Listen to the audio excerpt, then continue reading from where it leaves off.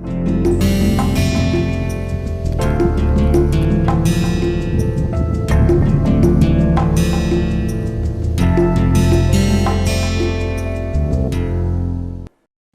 everybody, welcome back.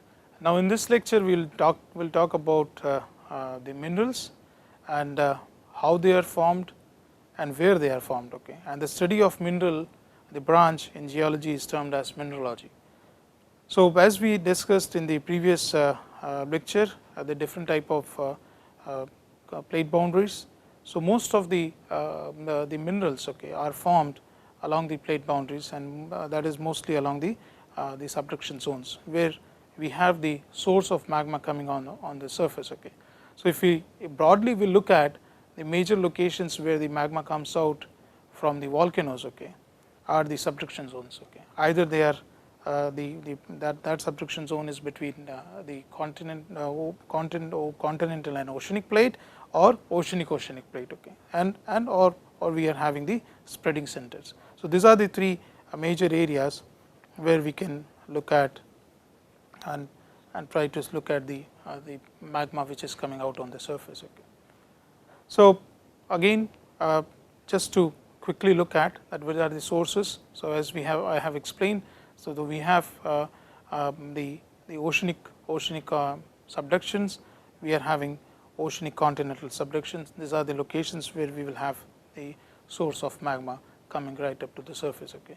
Now in total, if we look at the definition of mineral from different sources, what it says is that a mineral is a naturally occurring homogeneous solid, inorganically formed with a definite chemical composition and an ordered atomic structure, okay.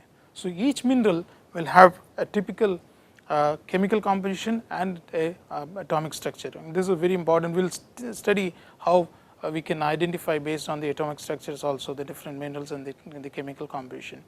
Another definition says, which was been given by Dana and Ford in 1932, that a mineral is a body produced by the processes of inorganic nature, having usually a definite chemical composition, and if formed under a favorable condition, a certain characteristic atomic structure is expressed in its crystalline form, okay.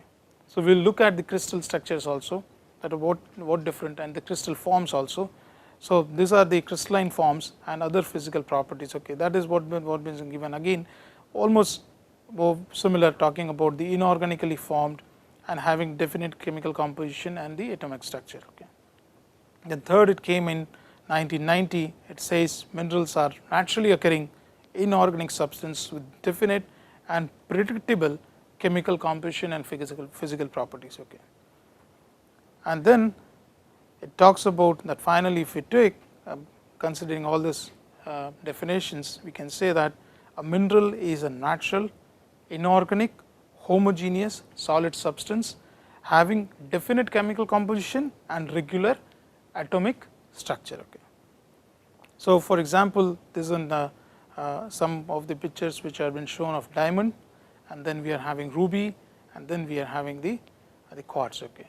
So this suggests that the mineral must have formed naturally under natural conditions and not artificially. So of course in the market we have some artificial stones which are also mimic the similar structures and all that, but they are not the real one, okay. Like for example, the artificial diamonds which we call the American diamonds, rubies, sapphires or emerald, etc., this cannot be considered if they are artificially formed crystals, okay. So diamond is the hardest one, okay, amongst the all, having the hardness of around 10. So we will talk about this when we are talking about the hardness scale and all that. And then we are having ruby, which is also like in Sanskrit it is known as Rajratan, which is again a very important mineral in terms of the gemstone, okay, or it is a gem variety and variety of corundum. And then we are having the sapphire, which is again a transparent or non-red variety of corundum, okay. Of course, other than that, what we are having, we talk about the fuel minerals. So we have the coal, petroleum, natural gases, etc., are organic substances, okay, which to strict sense are not minerals as per the definition. however they are considered as a mineral and we call them as in fuel minerals. Okay. So, coming to that part which we are talking about the crystalline forms. So, what is crystal? What has been defined as? It is again a Greek word called crystallos. The Roman, as they said Romans, they said crystallum. Okay.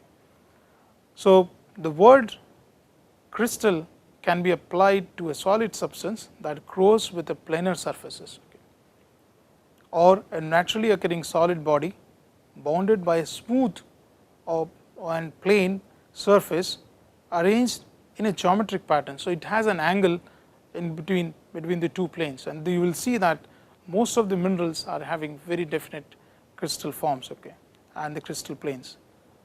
This is another an outer expression of the internal atomic structure. Okay. So, if you are having the internal atomic structure, this is for the quartz and all that, where you are having silicon and on oxygen. So, if you are having a definite internal structures will be reflected in the form of the crystal face and crystal surface. Okay.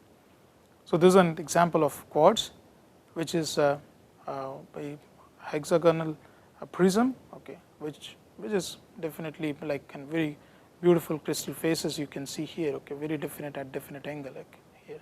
And then another example is of the halite, which is in the cubic form. So, you see almost all faces are at right angle. Okay. So, if you define the crystal face, the plane surface that bounds the crystal is called crystal face, and the geometric arrangement of the crystal faces is termed as the crystal forms. Okay. So, these are the crystal forms we are having, isometric and hexagonal system and all that. So, we will talk about this in due course. So, these are all the crystal face. Okay.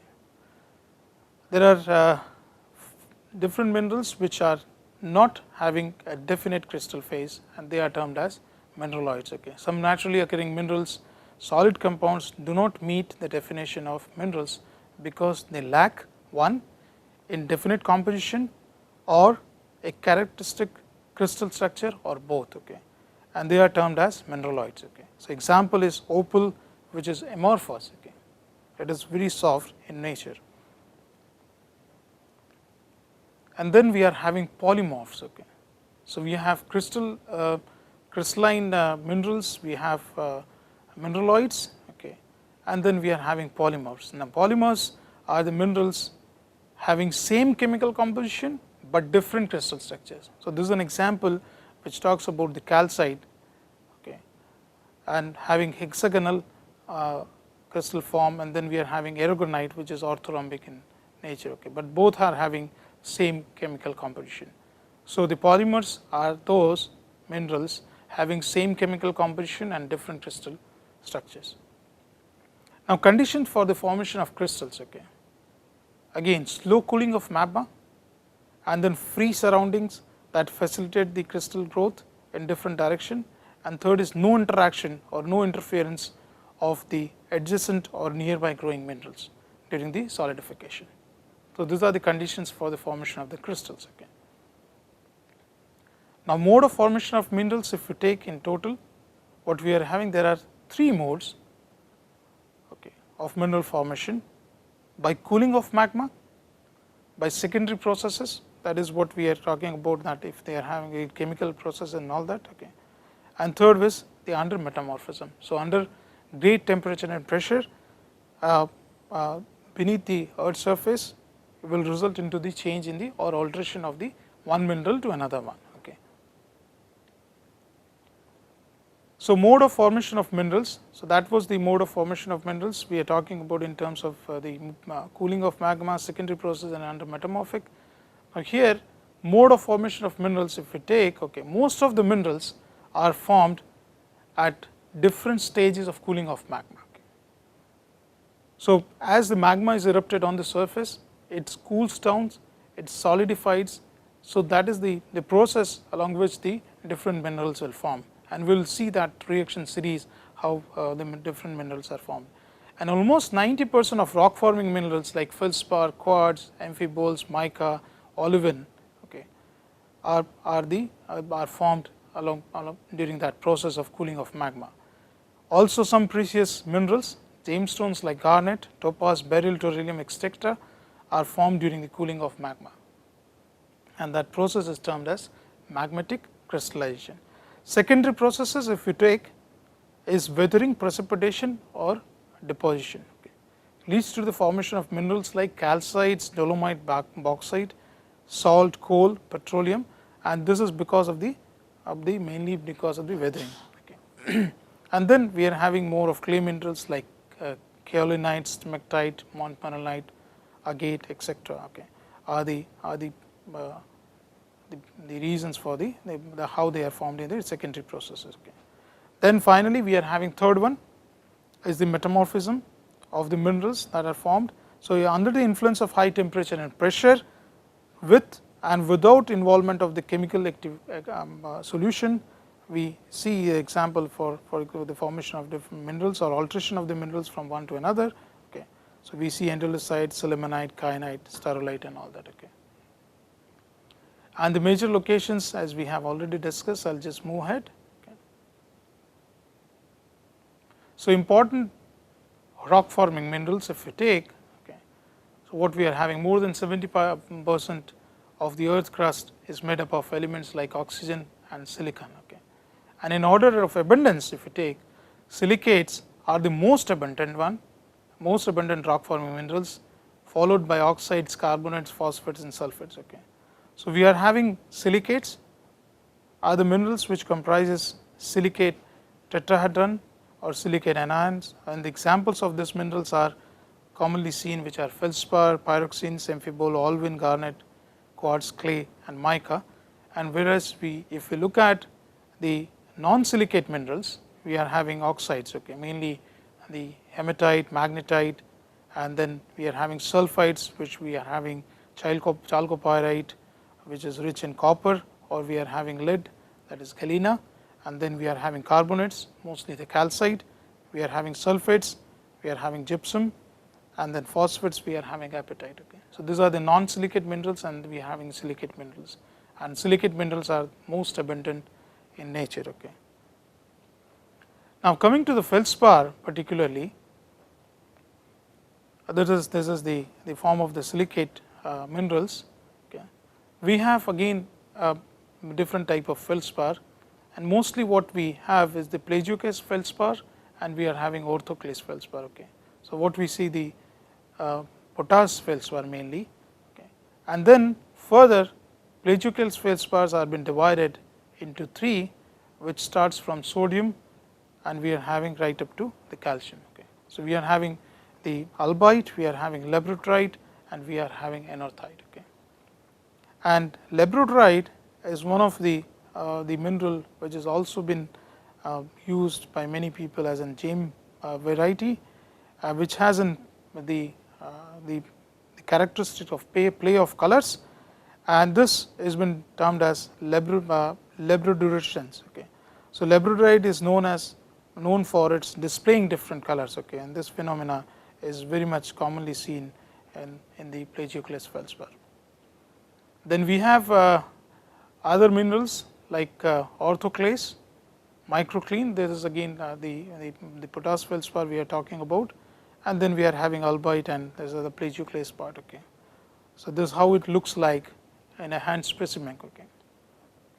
Then we are having anorthite, and we are having again pyroxenes. Okay. So, mainly these are the pyroxenes are rich in mafic, is magnesium and iron, and another one you are having, this is agate, and then this is jadeite also, this is aluminum silicate minerals. Okay. And then we are having amphiboles, again rich in magnesium. Okay. We are having hornblendes.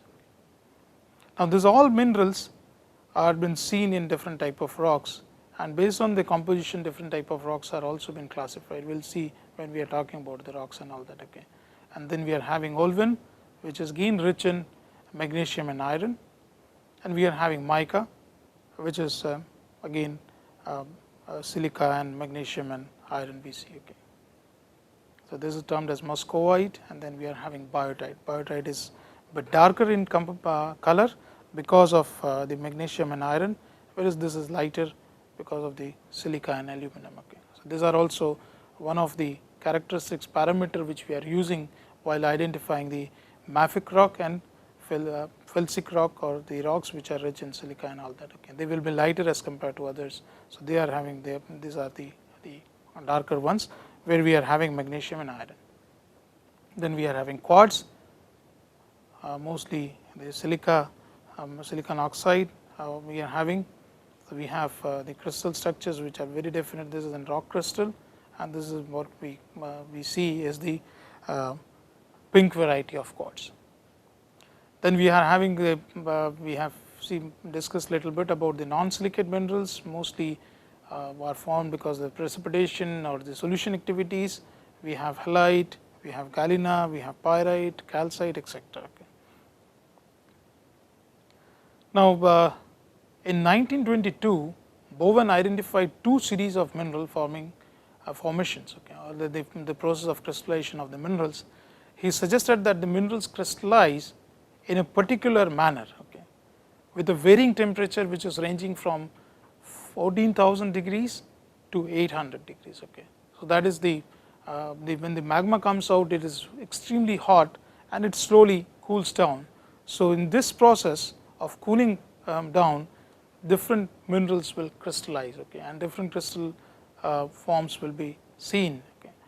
So he identified and suggested two series. One is discontinuous series, okay, where mineral crystallize in sequence with decreasing temperature, mainly ferromagnesium minerals, example olivine, pyroxene, amphipole and biotite. And then if one mineral becomes chemically unstable, another mineral begins to form, okay, and that continues in the form of the cooling process also. Okay. And another was the continuous series. Okay. Now here plagioclase feldspar forms with a chemical composition that evolves from calcium to sodium rich minerals, okay, which with decreasing temperature. So one is the continuous, another is discontinuous series he identified. Now if you look at the BOWEN reaction series, what it shows, okay, discontinuous series and continuous series with different type of minerals forms in the process where we are looking at the decrease in temperature. Okay. So we have mafic minerals, we have minerals what we are rich in feldspar, okay, that is ferromagnesium minerals and non-ferromagnesium minerals we are having. So mostly olivine, ferromagnesium mineral, then goes with the pyroxene. This is how the stages are there where different type of minerals will form. So first olivine will come, then pyroxene will form, then we are having the amphiboles, and then we are having the biotite. Okay. These are all the part of the discontinuous series and which are rich in ferromagnesium minerals. Okay. And then finally what we see in the continuous one, we are having calc phagioclase, anorthite, then we are having labradorite which has sodium calcium both, and then we are having the sodium plagioclase, that is an albite. Okay. And then finally what we see out of both the series is the potash feldspar, okay, and we are having finally the formation of muscovite and quartz. Okay. So this all happens with the decreasing in temperature from 1400 degrees to 800 degrees, okay, or further. So this is this you can remember and try to understand that how different discontinuous and the continuous series leads to the formation of minerals with respect to the decrease in temperature from 1400 to 800 degrees. Okay. And this was been given by BOWEN, and this series has been termed as BOWEN reaction series comprising discontinuous and continuous series, okay, of ferromagnesium and magnesium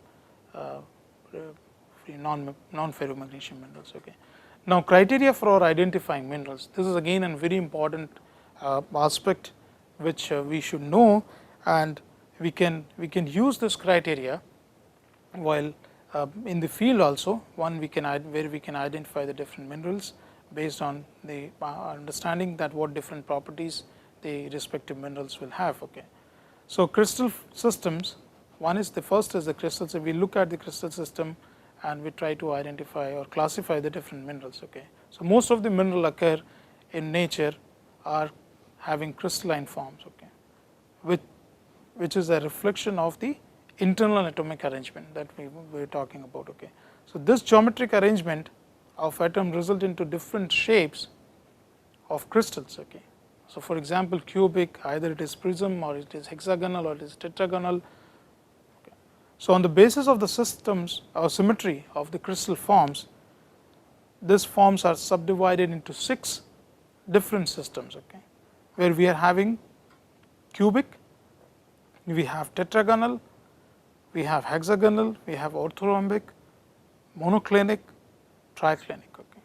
So, we are having 6 crystal system, and these are the axes, okay, which talks about that how they are. Okay. All 3 are equal, and then angle between them are also almost a triangle. Okay. And then tetragonal, 2 are equal, 1 is unequal, and the angle is almost like 90 degree between them. Hexagonal, 3 axes are equal in the same plane, and the third one, which is the larger one, axis, which is not equal to one another, and the angle also varies, where most of them are having 90, but one is almost like 120 degrees with respect to other 3 and all that. Okay. So, similarly, other relationship of the axis is also given. So, based on this crystal system, you can also try to understand that the minerals. Okay.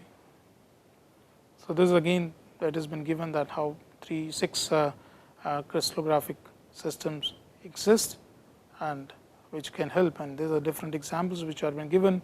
For example, for cubic we are having halite, garnet, pyrite, fluorite. Hexagonal we are having quartz, calcite, hematite, and then so on, and then we are having triclinic, we are having plagioclase, feldspars, and kyanite. Okay. So, zircon is on the tetragonal, and mica what we see is the monoclinic system. Okay. So, these are the different crystals and the axes which have been shown here and the in this videos. So, isometric 3 axes, all of them are equal in length and lies at 90 degree from each other. Then we are having hexagonal 4 axes, where 3 axes are equal in length, lies in the same plane as you see here, and then of 120 degrees from each other, and the fourth one is either longer or shorter. This one is either longer or shorter, and it will be at right angle towards the other corners. Okay. Then we are having the tetragonal 3 axes, 2 are equal in length, 1 is unequal, all 3 are at right angle to each other. Then we are having orthorhombic 3 axes, okay, all 3 unequal in length, all 3 axes are at right angle to each other. Okay. Then we are having monoclinic 3 axes, all of them are unequal in length, 2 of them are right angle to each other, while the third one is having greater than 90 degree of angle. Okay. And then we are having triclinic, all 3 axes of them are unequal in length, none of them are at right angle to each other. Okay. Then we come to the other part, is this a simpler term used to describe the cleavage. Okay. So, we can have cleavage, either it is perfect, okay, either it is imperfect, good, distinct. These are the terms which have been used to identify or pinpoint the different type of cleavage in the minerals, and we can say also either it is distinct, indistinct, or poor cleavage. Okay. Now, cleavage is said to be basal when it occurs perpendicular to the major axis of the minerals, and prismatic when it occurs parallel to the major axis. Okay. So, this will be the crystallographic axis which we are talking about. Multiple cleavage that produces geometry, either it is polygons, are referred as octahedral cleavage in the minerals of, like example is fluorite, and cubic cleavage, and like example in halite, and we are having rhombohedral in terms of calcite, and we are having one set of cleavage which has been seen in mica, chlorite, and talc. Okay. 2 set mostly in the feldspar, pyroxene, and amphibose. Okay. So, this is another property which is very much important to identify or differentiate one mineral from the another one, apart from the crystal shape and crystal form. Okay. And then we are having calcite, galena, we will have 3 sets of cleavage. Okay. So, the cleavage is the plane along which the mineral will break actually. Okay. And then we are having fluorite, we are having 4 sets. Okay. So, thank you very much. We will continue in the next lecture.